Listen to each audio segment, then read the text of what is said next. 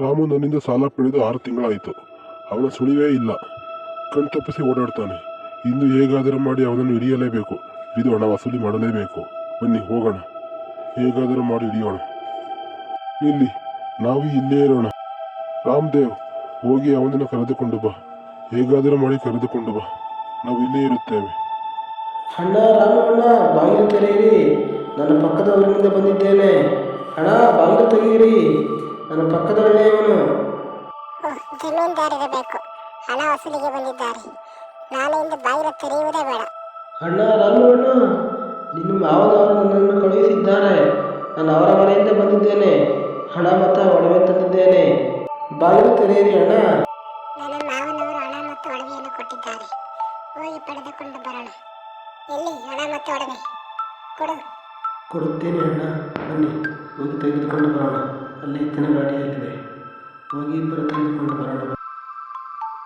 ನೋಡಿ, ಬರುತ್ತಿದ್ದಾನೆ. ಇಂದು ಅವನಿಂದ ಹಣ ವಸೂಲಿ ಮಾಡಲೇಬೇಕು. ರಾಮು, ಈಗಲೇ ನಿನ್ನ ಹಣವನ್ನು ಹಿಂತಿರುಗಿಸು. ಯಾವ ಹಣ? ನಾನು ನಿಮ್ಮ ಬಳಿ ಹಣವನ್ನೇ ಪಡೆದಿಲ್ಲ. ಇದು ಮಾತಿನಿಂದ ಆಗುವ ಕೆಲಸವಲ್ಲ. ಇವನನ್ನು ವಶಕ್ಕೆ ಪಡೆದು ಹಣವನ್ನು ವಸೂಲಿ ಮಾಡಿ. ಹೇಗಾದರೂ ವಸೂಲಿ ಮಾಡಿ.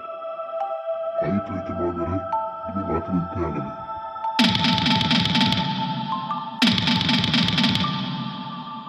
ದಯವಿಟ್ಟು ಹೊಡೆಯಬೇಡಿ, ನಿಲ್ಲಿಸಿ. ನೋವಾಗ್ತಾ ಇದೆ. ಅಣ್ಣ, ಹೊಡೆಯಬೇಡಿ, ನಿಲ್ಲಿಸಿ. ಅಣ್ಣ, ತುಂಬ ನೋವಾಗ್ತಾ ಇದೆ. ಹೊಡೆಯಬೇಡಿ, ನಿಲ್ಲಿಸಿ. ಅಣ್ಣ.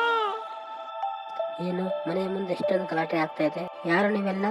ಯಾಕಿಷ್ಟು ಗಲಾಟೆ ಮಾಡ್ತಾ ಇದ್ದೀರಾ? ಯಾರು ನೀವೆಲ್ಲ? ಯಾಕಿಷ್ಟು ಅವನಿಗೆ ಹೊಡೆಯುತ್ತಿದ್ದೀರಿ? ಯಾರು ನೀವು? ನಾನು ಜಮೀನ್ದಾರ್. ಸಾಲ ವಸೂಲಿಗೆ ಬಂದಿದ್ದೇವೆ. ನೀನು? ನಾನು ರಾಮುವಿನ ಅಣ್ಣ ರಾಜ್. ನಿಮಗೆ ಅವನು ಎಷ್ಟು ಹಣವನ್ನು ಕೊಡಬೇಕು? 2,000. ಆ ಹಣವನ್ನು ನಾನು ಕೊಡುತ್ತೇನೆ. ದಯವಿಟ್ಟು ಹೊಡೆಯುವುದನ್ನು ನಿಲ್ಲಿಸಿ.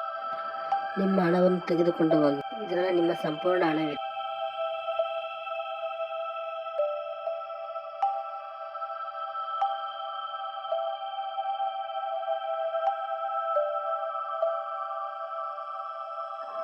ಅಣ್ಣನಿಗೆ ಹೇಗಾದರೂ ಬುದ್ಧಿ ಕಲಿಸಲೇಬೇಕು.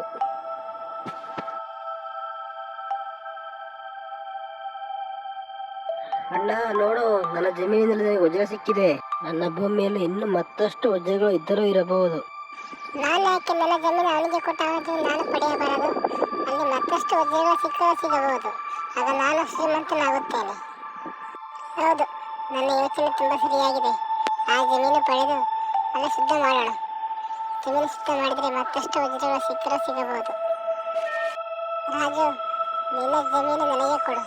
ನನ್ನ ಜಮೀನು ನಾನು ನಿನಗೆ ಕೊಡುತ್ತೇನೆ. ಹಾಗೇ ಆಗಲಿ ಅಣ್ಣ.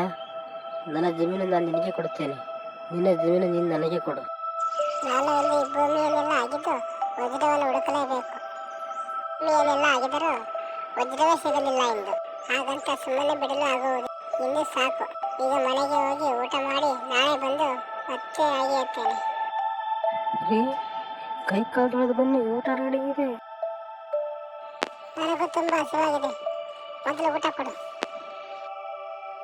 ಇನ್ನು ನೀವು ತುಂಬ ಸುಸ್ತಾಗಿದ್ದೀರಾ. ಮೊದಲು ಊಟ ಮಾಡಿ ಬನ್ನಿ. ನೀವು ಊಟ ಮಾಡಿ ಮನೆಗೆ. ನೀವು ತುಂಬ ಸುಸ್ತಾಗಿದ್ದೀರಾ. ವಿಶ್ರಾಂತಿ ಪಡೆಯಿರಿ. ಆಯ್ತು, ಕೊಡು. ನನಗೂ ತುಂಬ ನಿದ್ದೆ ಬರ್ತಾ ಇದೆ. ನಾನು ಬರುತ್ತೇನೆ. ನೀನು ಊಟ ಮಾಡಿ ಬರೋದು. ರಾತ್ರಿ ಎಷ್ಟು ಗಾಢವಾದ ನಿದ್ರೆ ಬಂತು ಅಂದರೆ ನನ್ನ ಜೀವಮಾನದಲ್ಲಿ ಅಷ್ಟು ನಿದ್ದೆ ನೋಡಿರಲಿಲ್ಲ. ಅಷ್ಟು ನಿದ್ರೆ ಬಂತು. ಅಣ್ಣ, ಇಂದು ಉತ್ತಮವಾದ ಬೆಳೆ ಬಂದಿದೆ. ನಮ್ಮ ಜಮೀನಿನಲ್ಲಿ ಉತ್ತಮವಾದ ಬೆಳೆ ಬಂದಿದೆ. ಇಂಥ ಫಸಲು ಯಾವ ವರ್ಷವೂ ಕೂಡ ಬಂದಿರಲಿಲ್ಲ. ತುಂಬ ಉತ್ತಮವಾದ ಬೆಳೆ. ಇಂದು ಉತ್ತಮವಾದ ಬೆಳೆಯೇ ಬಂದಿದೆ. ಇಂಥ ಉತ್ತಮವಾದ ಬೆಳೆ ಎಂದೂ ಬಂದಿರಲಿಲ್ಲ. ರಾಜು, ಇಬ್ಬರು ಒಟ್ಟಿಗೆ ಕುಳಿತು ಊಟ ಮಾಡಿ ತುಂಬ ವರ್ಷಗಳೇ ಆಗಿತ್ತು. ಅದರಿಂದ ಆ ಭಾಗ್ಯ ಮತ್ತೆ ಬಂದಿದೆ. ನಾವಿಬ್ಬರು ಒಂದಾಗಿದ್ದೇವೆ. ಇಬ್ಬರು ಕಷ್ಟಪಟ್ಟು ದುಡಿಯೋಣ. ನಾವಿಬ್ಬರು ಒಟ್ಟಿಗೆ ಇರೋಣ. ನೀವಿಬ್ಬರು ಈ ರೀತಿ ಒಂದಾಗಿರೋದು ನೋಡಿ ನನಗೆ ತುಂಬ ಖುಷಿ ಆಗುತ್ತಿದೆ. ನೀವು ಎಂದಿಗೂ ಹೀಗೆ ಇರಿ.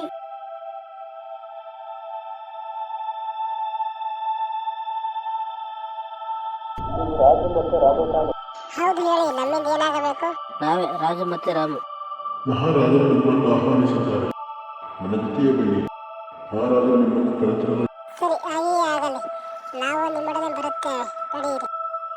ಮಹಾರಾಜರಿಗೆ ವಂದನೆಗಳು. ನಿಮ್ಮಂಥ ಯುವ ರೈತರು ನಮ್ಮ ರಾಜ್ಯಕ್ಕೆ ತುಂಬ ಅವಶ್ಯಕತೆ ಇದೆ. ನಿಮಗೆ ಸನ್ಮಾನ ಮಾಡಲು ನಾನು ನಿಮಗೆ ಕರೆಸಿದ್ದೇನೆ. ನಿಮ್ಮಂಥ ಯುವ ರೈತರಿಗೆ ಸನ್ಮಾನ ಮಾಡುವುದು ನಮ್ಮ ಪುಣ್ಯ.